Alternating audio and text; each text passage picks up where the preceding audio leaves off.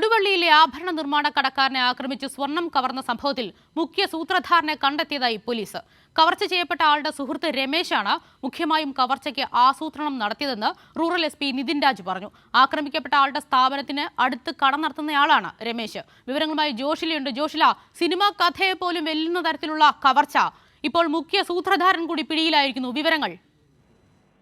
വിജി, തീർച്ചയായും വിജി സൂചിപ്പിച്ചതുപോലെ തന്നെ സിനിമാ കഥയെ വെല്ലുന്ന രീതിയിലുള്ള സംഭവങ്ങളാണ് നടന്നിരിക്കുന്നത്. കൊടുവള്ളിയിലെ സ്വർണ്ണ കവർച്ചയുമായി ബന്ധപ്പെട്ട് ആഭരണ നിർമ്മാണ കടക്കാരനെ ആക്രമിച്ച് സ്വർണം കവർന്ന സംഭവത്തിൽ സൂത്രധാരൻ കവർച്ച ചെയ്യപ്പെട്ട ആളുടെ സുഹൃത്ത് രമേശ് ആണെന്ന് പോലീസ് വ്യക്തമാക്കിയിരിക്കുന്നു. ഇതിനായി ആക്രമിക്കപ്പെട്ട ആളുടെ സ്ഥാപനത്തിന് അടുത്ത് കട നടത്തുന്ന ആളാണ് രമേശ്. കൊട്ടേഷൻ നൽകിയത് രമേശ് ആണ് എന്നുള്ള കാര്യവും പോലീസ് വ്യക്തമാക്കിയിരിക്കുന്നു.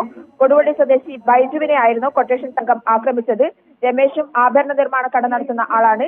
രമേശിനെ കൂടാതെ മറ്റു 4 പേർ കൂടി അറസ്റ്റിലായിട്ടുണ്ടെന്നും പോലീസ് പറഞ്ഞു. വിപിൻ, ഹരീഷ്, ലതീഷ്, വിമൽ എന്നിവരാണ് രമേശിനെ കൂടാതെ അറസ്റ്റിലായത്.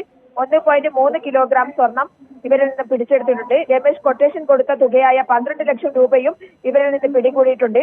കവർച്ചയ്ക്ക് ശേഷം സംശയമില്ലാതിരിക്കാൻ പരാതിക്കാരനായ ബൈജുവിനെ രമേശ് കണ്ട് സംസാരിച്ചിരുന്നതായും റൂറൽ SP നിതിൻ രാജ് വ്യക്തമാക്കുകയുണ്ടായി.